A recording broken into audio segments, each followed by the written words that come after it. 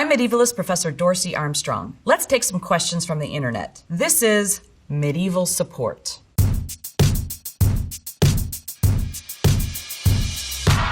Johnny V453857760 asks, what did medieval English sound like? A good shorthand way to figure out what medieval English sounds like is to take all vowels and pronounce them as you would in French and pronounce every letter. The word for wife would be pronounced weef. The word for house would be pronounced hus. The word knight, knicht. Here is what the Lord's Prayer would have sounded like in Middle English, probably sometime in the 14th century. Our Father that art in heavenes, hallowed be thy name. Thy realm or kingdom come to be. And lead us not into temptation, but deliver us from evil.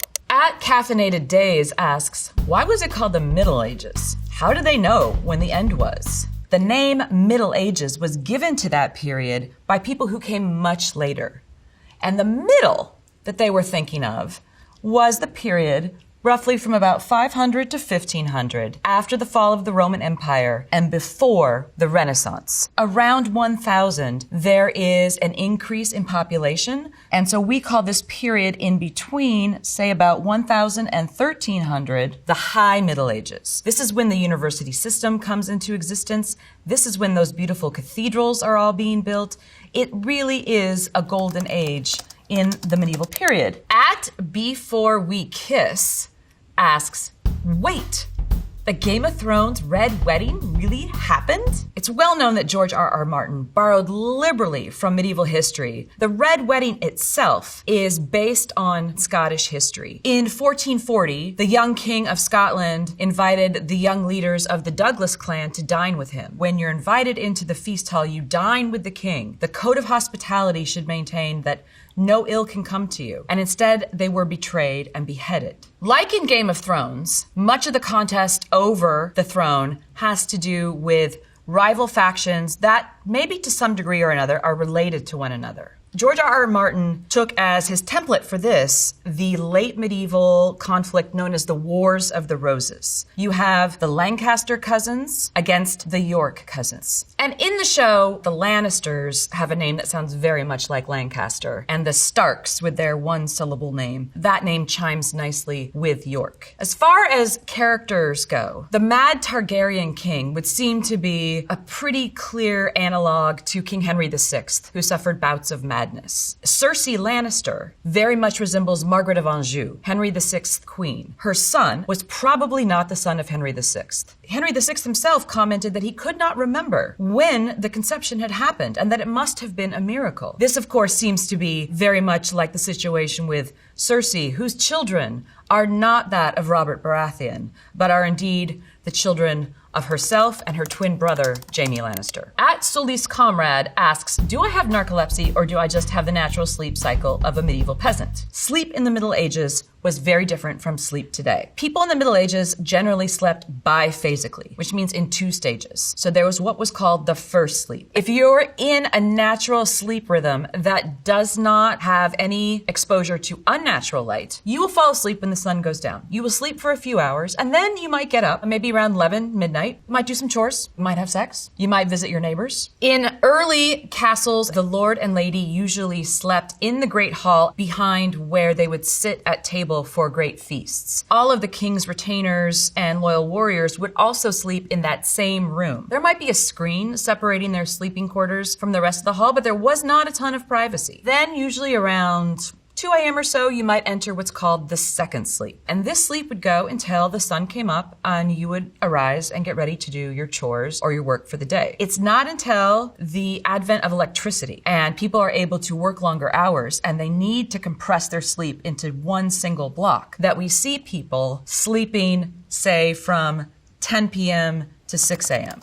And that is not a natural cycle. At Rasus asks, honestly, why did medieval people have so many torture devices? What the was wrong with those people? First of all, they did not have all those torture devices. Yes, they had some, but most torture devices you see came into use or were invented after the Middle Ages, or they're completely fabricated, especially by people in the 19th century, who for some reason wanted to imagine the Middle Ages as a time of savagery and barbarism. So by contrast, they seemed much more civilized. So for example, you might have the rack, that might be legit. There is no Iron Maiden. There is no Spanish tickler. There were no chastity belts. Any chastity belt you have seen in a museum is a fake. At Medieval Scholar asks, what is your favorite medieval castle? This is a tough question to answer because I have about 20. The top of my list is Windsor Castle. It is a great example of a motte and bailey castle. Basically, a motte and bailey castle has two parts. First, there would be an earthen mound. On top of that, you would build a keep. Below and in front of the keep would be the bailey section. And this is where all the activity of the household would happen. A motte and bailey castle also have another layer outside that enclosure, which would be a moat. If you are a knight in armor, the last thing you probably want to do is swim across the moat. The moat also prevents the enemy from tunneling under the castle walls to get to the keep. If the enemy forces push through the bailey, then everyone retreats into the keep. For the most part, a castle was defensive. It was not luxurious. There are, for example, no hallways in castles. Hallways come about with the advent of the palace, which is post-medieval. And because of this, there's really no privacy. At Shark3143 asks, did medieval kings ever just piss in the moat or what? Absolutely, and it's not just kings. Toilets tended to be a very, very small sort of closet that jutted out over the edge of the walls. Sometimes over the moat, sometimes just down into a courtyard, and some poor guy had to clean it up. These were also called garderobes. Garderobes means in French, a place to keep your robe. And if you hung your clothes in the garderobe next to all the ammonia scent from the urine, you were less likely to get mites and other creepy crawlies in your clothes. At Wheezy814 says, could y'all imagine the swamp-ass people had during the medieval times? Yes, in the Middle Ages, you absolutely were smelling your neighbors much more than you are today. But it is a myth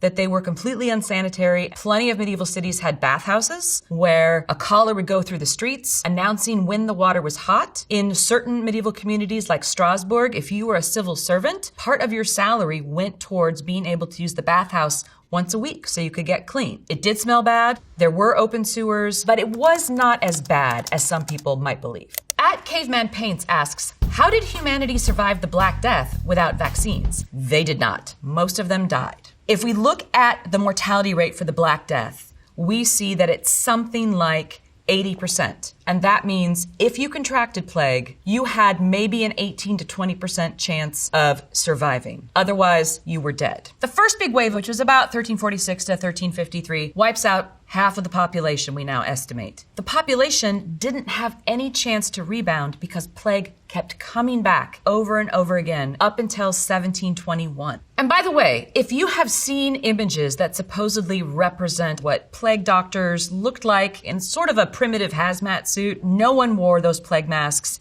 in the Middle Ages. You should know that that is anachronistic, it is wrong. That probably came into being sometime around the 17th century. I Love Your Mom 3 says, Hansel and Gretel is brutal.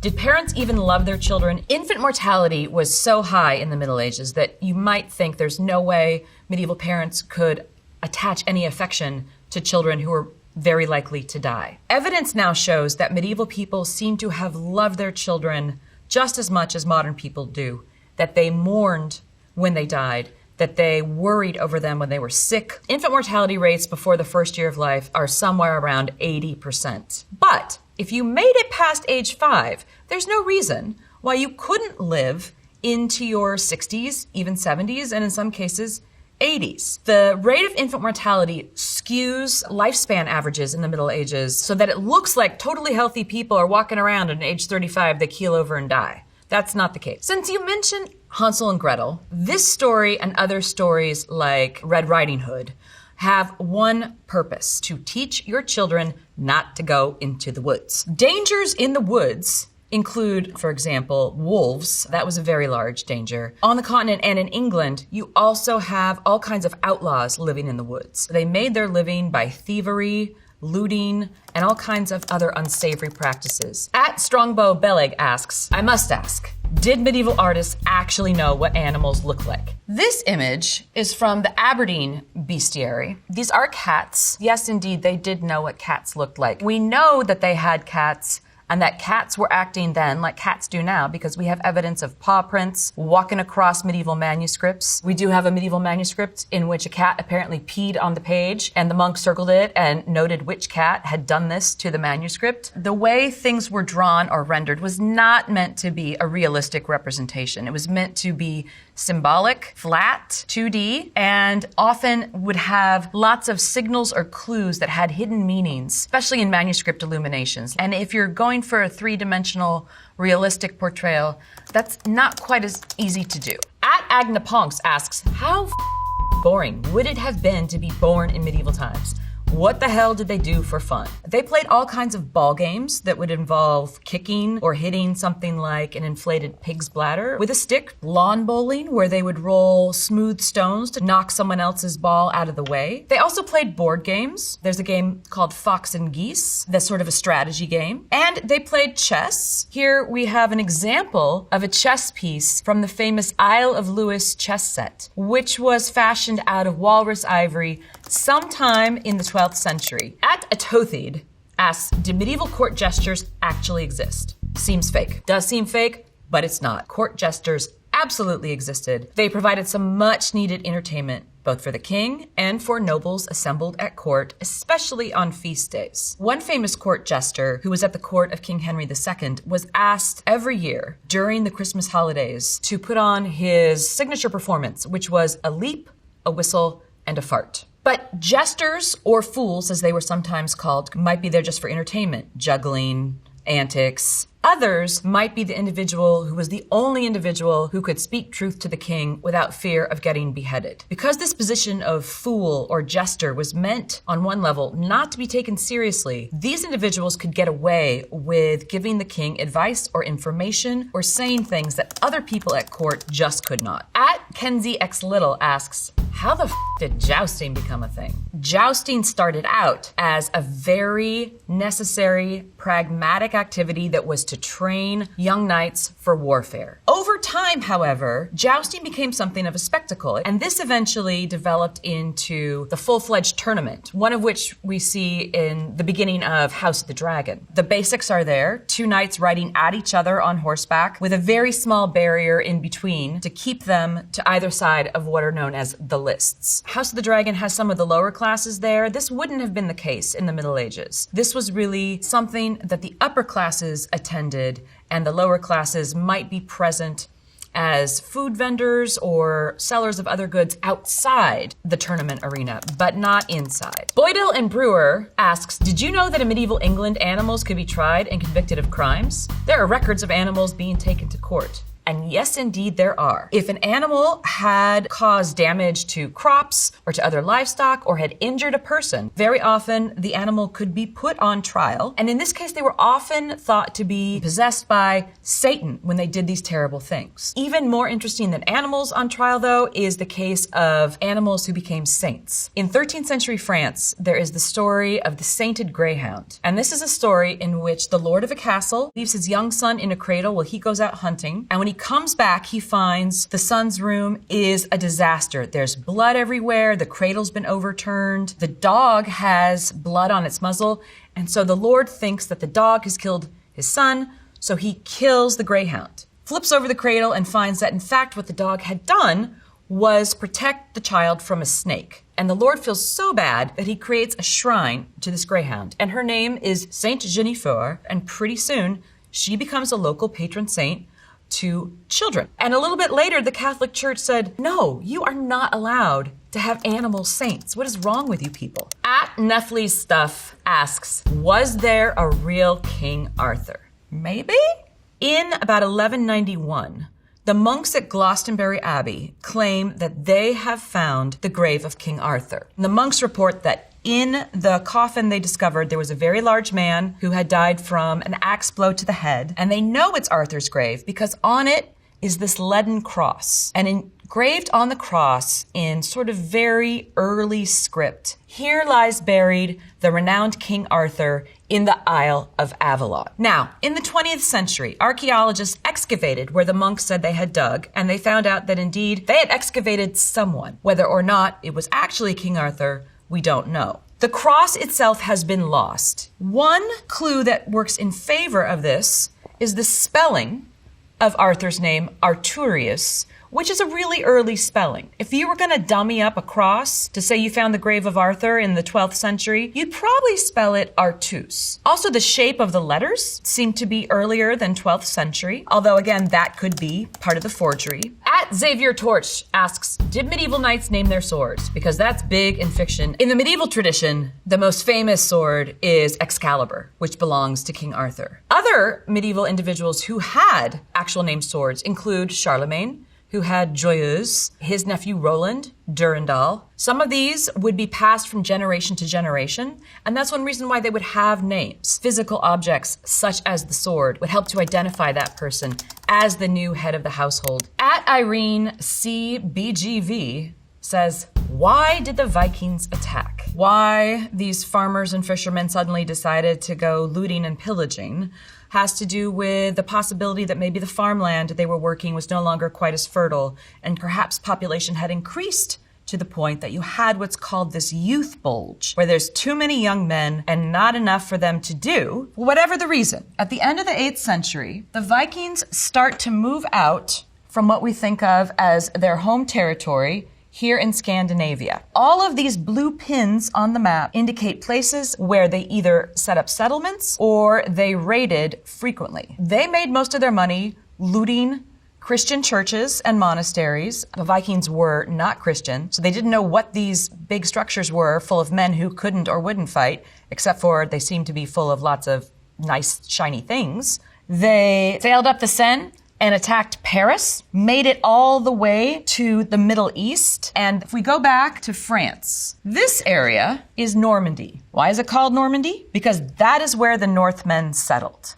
There was almost nowhere that the Vikings did not go in the Middle Ages. Oh, here's a good one. Who is your favorite influential woman in history? I have several favorite medieval women. Right at the top, though, has got to be Eleanor of Aquitaine, who famously was married to both the French king and the English king, and was mother to 2 more kings. Eleanor was the heiress of the huge Duchy of Aquitaine, which is in what today is southern France. She was married off to the French king. Overnight, that almost doubled the size of France. But the French king wasn't a great king. He would have made a great priest. Eleanor, coming from the south, which was the land of troubadours and chivalry and courtly love, and where women had much more power and influence, really was not having a great time up north in Paris, where people were much more serious. She and the French king had 2 children, but after a certain point, it was clear that this was not working, and they got the Pope to annul their marriage. Once she was free, Eleanor wrote to the young Prince Henry, letting him know that she was available, should he be interested. And he was. She marries Henry and had an additional 8 to 10 pregnancies. She is the mother of the famous Richard the Lionheart and the infamous King John. She was busy up until the very end of her life. She died when she was about 80 years old. At Covered in Liz asks, what did the Holy Grail even do? Just a pretty cup? It is such an important religious object. Either the cup that Christ drank from at the Last Supper, and or the cup that Joseph of Arimathea used to catch Christ's blood when he was on the cross. What's fascinating about the Grail legend in the Arthurian stories is that no one ever really succeeds. In fact, the only knight who really has a true measure of success is Sir Galahad. He gets to see the Grail. And when he does see it, we are told in Sir Thomas Malory's Morte d'Arthur that Galahad sees something and we don't get to know what it is. His flesh begins to tremble when he beholds the spiritual things. And then he dies and gets taken up to heaven with the Grail. For everyone else, the quest is pretty much a dismal failure. So those are all the questions for today. Thanks very much for watching Medieval Support.